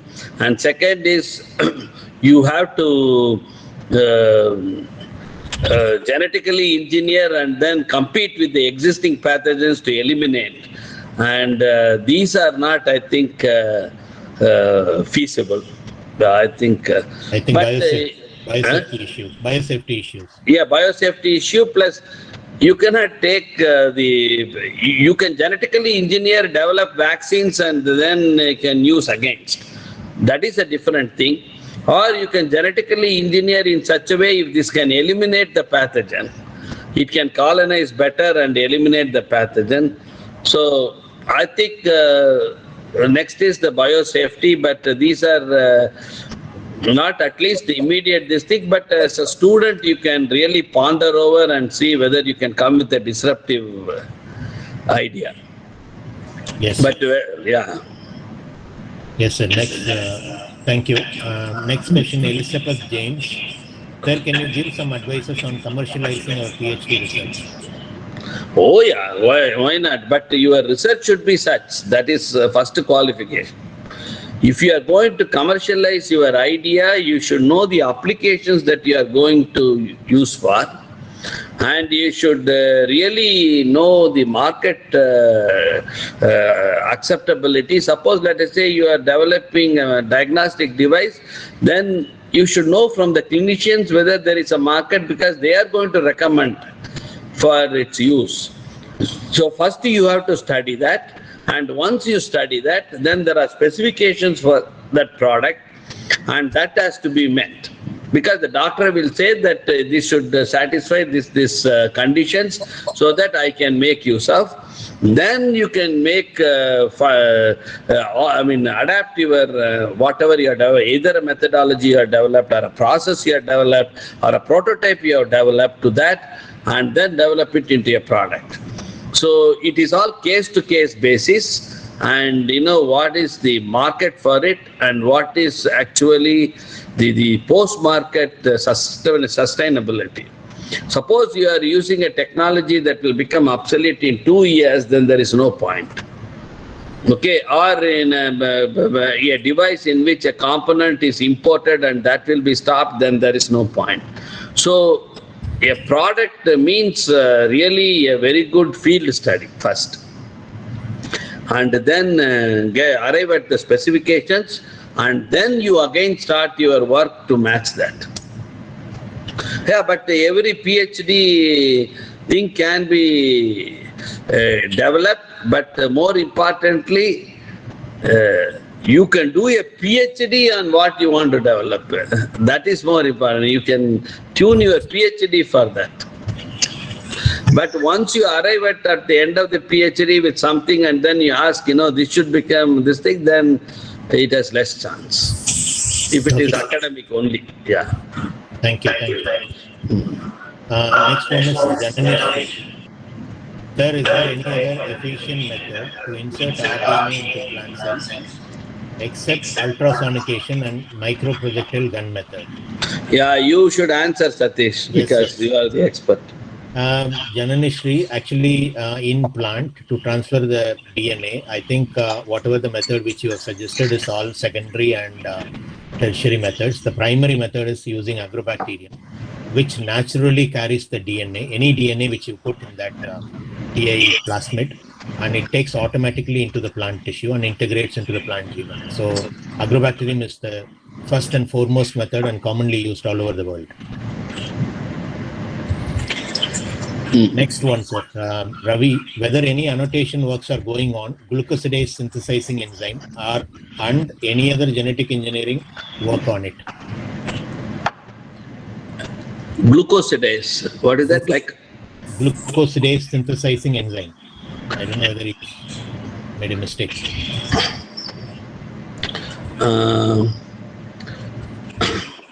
I'm sure, I cannot directly answer this because you see, meaning the glucosidase that is being used in glucose detection are plenty. I mean, there are big suppliers on this, and there's a commercial product. I don't know what way he's expecting I the think answer. Ravi is around. Ravi, you can directly interact.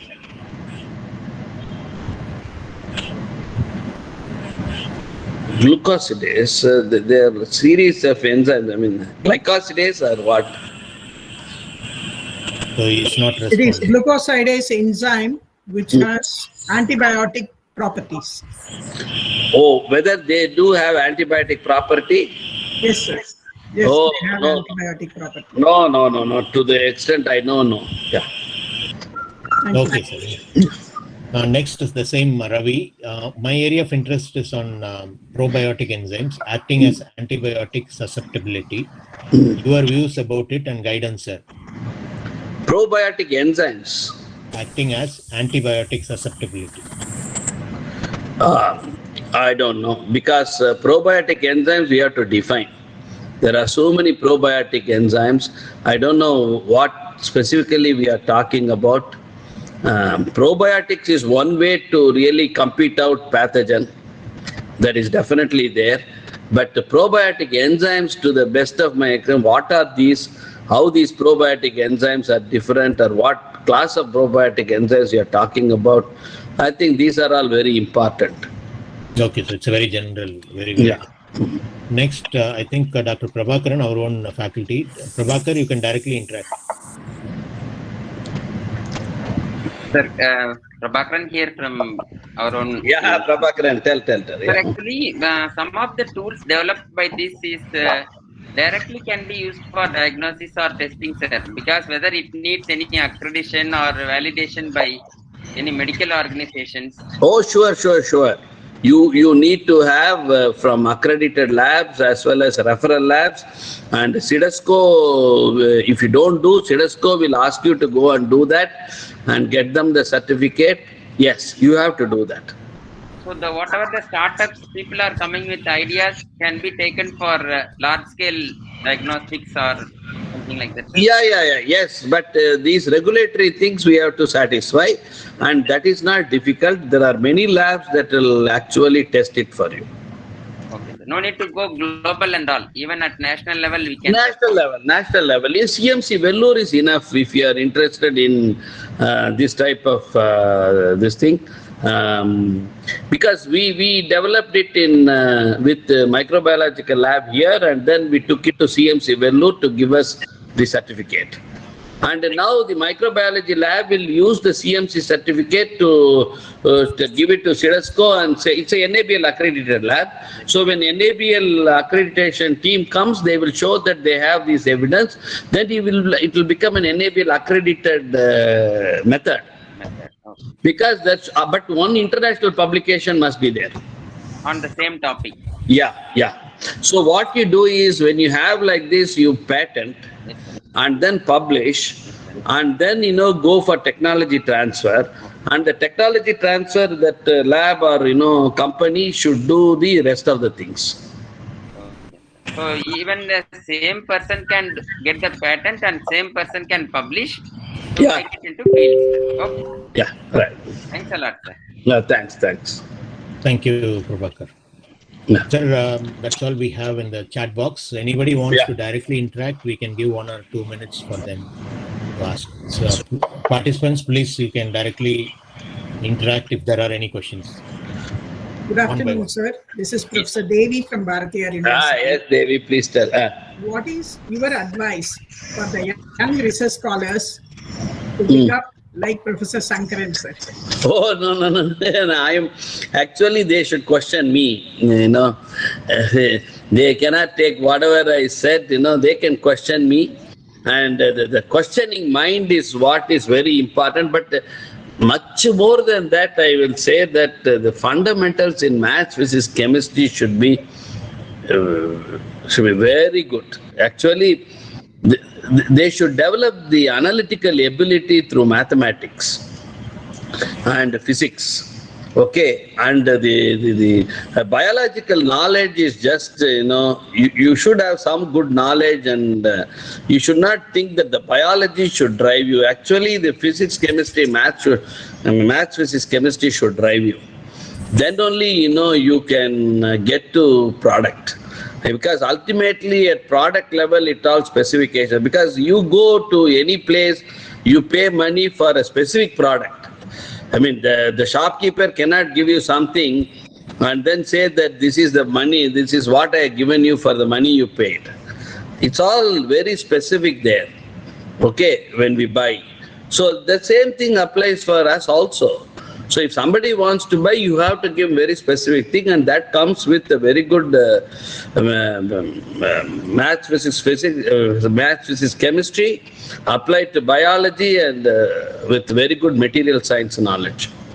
I think these are the ways, and also you should have open mind to interact, observe new things and what the market requires. I think definitely, all the attributes that I covered, and I will also cover more attributes in the next talk. So when that comes, I think, people should excel me, because I am only one example where there is some leads I have got. So I think people, the next generation can do much better. We have all broken the mold. Of the academics cannot do product. We took the challenge and proved to Department of Science and Technology that that's not true. We have taken things to the market, and therefore our model is very successful. So I think, Devi, you tell all your students to really observe these attributes, and if there are more like very high moral integrity, all that helps. Yeah. There one last question. Yeah. I think there are many college participants here, faculty, students, and all. But because we are listening like experts like you frequently come and we listen, and we observe many things, and we start working on that path. So to take them along, the college faculty or students or affiliated colleges, how we can integrate them, because right now it's not much of integration. So any suggestions for the college people? Yeah, it is actually excellent question, because this is a logistical problem, right? So I believe in training the faculty, because I always, though the students also I particular to address faculty. In every affiliated college, if we can train a few faculty and show them the way, then I think an amplification factor can happen. So we can achieve in 5 to 10 years a total change of culture. But that can come by a systematic systematic approach, in which the interest of the university faculty and the experts, as well as the faculty in the affiliated college, to come together and develop into product developers. So, and they have to show by a couple of examples, and that is what will help the students to change, because the students look at role model. Always, if you're actually in any campus, they like certain teachers, they like certain aspects of teachers and all, they keenly watch, and then they want to also follow similar lines. So teachers are role models. So if they are in product development, naturally the students they train will be in product development. They will ask for it. In fact, almost all my students for the last 1 or 2 chapters will be on product development. So the PhD thesis, I insist, and only such students actually, later they are all doing extremely well. They are all in industry and things like that. So I think it is by a simple amplification process. We will first take a couple of faculty who are really interested in this thing, product development, and train them with the type of topic they have to take and the way they have to go about. And this type of service is what we are trying to attempt from the satellite hub. that we are forming, essentially to give an idea how to take academic idea to market. Okay. Yeah. Thank you, sir. So it looks like time to time we have to call them to the campus, and then whatever you are doing, Actually, if they are willing, we can take part in the design of their work itself, in the sense how they have to plan their work for product development. Because product development is inverse to how academics think. The academic thing to go into problems, right? Yes, sir. It can be anything, and then wherever it leads, they go into publish.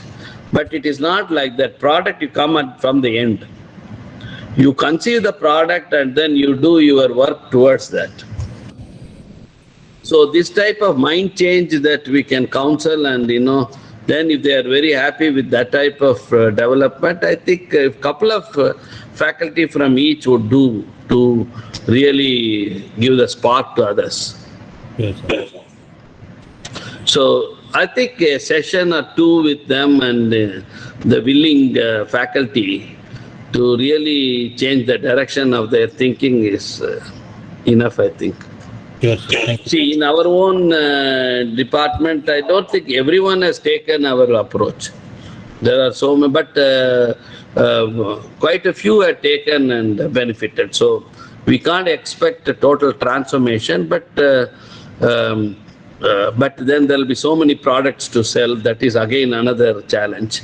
So I think it will be in a number that is adequate for industrial growth of the country. Thank you. Thank you.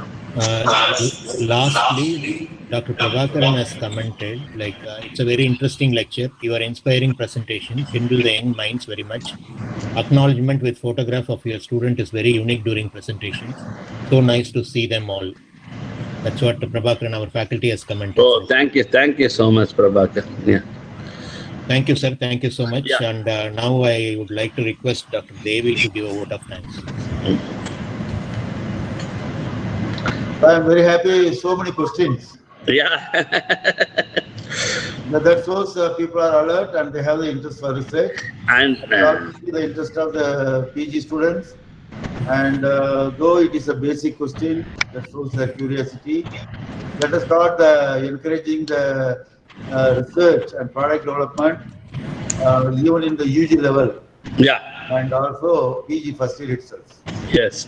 And in fact, one thing I forgot to tell, you challenge the students with questions at the end of the chapters. I mean, we teach concepts and leave it, I think we should let the students solve the problems. Only if you solve the problems, the ideas will come. So the faculty should take that interest. I used to do out of my interest, but students by themselves can do it. There are excellent problem-based books, and many books have a problem at the end of chapters or end of the book. So I think solving those problems will be their case studies. Even research case studies can be presented to students and ask them how they will approach or this thing, simple things. So I think all this can be introduced. Sure, sir. What the type of students? Is there any PhD students or MSc students? Here, sir. Here there are faculty members, research scholars and students, sir. PG students here. 16 affiliated colleges. PG I would like to give a message to the PG students. If you are coming for PhD, you do thorough analysis of your guide. But now we are seeing many complaints about many of them, and you spend at least 1 year or 6 months to study the guide and his background. Otherwise, you'll be in trouble.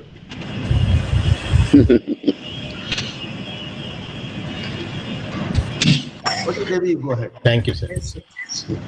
Most Honorable Vice Chancellor, sir, and respected Professor of Eminence, Dr. Sankaran, sir, Dr. Sathishkumar, Dr. Prabhakaran, faculty members of affiliated colleges and Bharathiar University, research scholars, students, from all over India are participating in this webinar. A very warm good afternoon to all of you.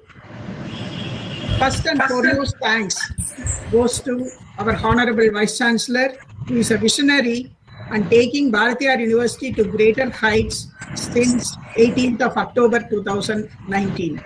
After Sir joined as the Honorable Vice Chancellor of this esteemed university, we are seeing a sea change in Industry 4.0, Curriculum 4.0, patents, new products, startups. In the last 10 days, he has brought Professor Sankaran to our campus, where faculty are so enthusiastic that their projects, whatever they have done in future, they are dreaming about their products. Our Vice Chancellor, sir, is very simple, easily approachable, down to earth, but he makes his team to reach greater heights. Thank you, sir. Thank you for giving the presidential address. Thank you so much, sir.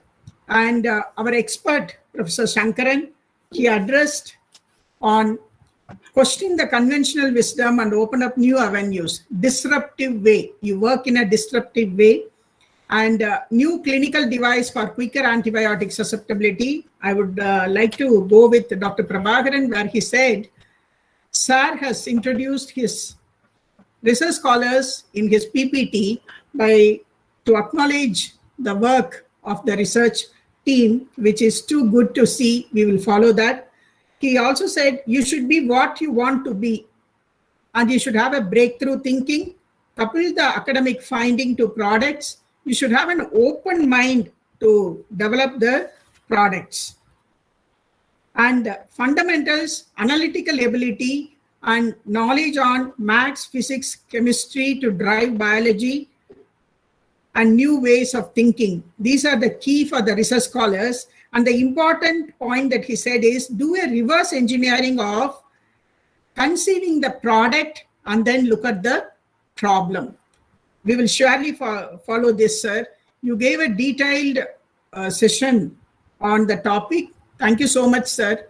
And we have learned so many things from you in the last 10 days for the Blue Grant, that is the Coimbatore Hub. Coimbatore Education Hub, where SAR is giving a structure for the Coimbatore Education Hub with industries at the bottom, supporting services in the second layer, interdisciplinary research as the third layer, and global education with all other factors combined to take Coimbatore to a greater level. I thank Dr. Sathishkumar, who is Professor and Head Department of Biotechnology, who gave us the introductory remarks and who coordinated the question and answer session. Thank you, Dr. Sathishkumar. It is wonderful to work with you. Thank you so much. Thank you, madam. And we have invited various colleges, biological faculty and research scholars. All these 16 colleges have participated in this webinar: PSGR Krishnamal, PSG Arts, Krishna Arts, Kongunadu Arts, Government Arts, Ramakrishna, NGP, NGM, Vellalar, Ramakrishna College of Arts and Science, Government Arts College, CMS College, SNS Rajalakshmi College, Hindustan College, Ratnam College, and Nirmala College. Apart from these colleges, we are having participants from Aligarh Muslim University, Government College of Technology, Kerala Agricultural University, and there are participants from other colleges in Karnataka and Northeast. Thank you so much for the principals and the secretaries and the faculty members who could turn up for this webinar within a short notice of 1.5 days time. Thank you so much. I thank all the faculty members of Bharathiar University who are attending this webinar, the research scholars and participants. Without you participants, this could not happen. Initially, it was thought only for Bharathiar University faculty, but with the technical support, we could take it up to more than 150 participants who are viewing this on Google Meet and on YouTube. I thank the technical officer, Mr. A. Shivaraj, who has arranged the entire thing. And I would like to end with a quote: what you do says what is most important to you, action expresses priorities, said Mahatma Gandhi. In a gentle way, we can shake the world. Fire in the belly should be the attitude, and I'm sure with leaders like Dr. Kaliraj sir and Dr. Sankaran sir, and with eminent professors of Bharathiar University, we can reach greater heights in the global world. Thank you, one and all. Thank you, madam.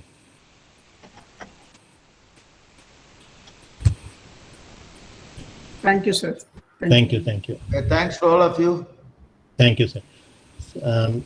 Maybe evening we'll meet, sir, for a blue plant. Thank you, madam.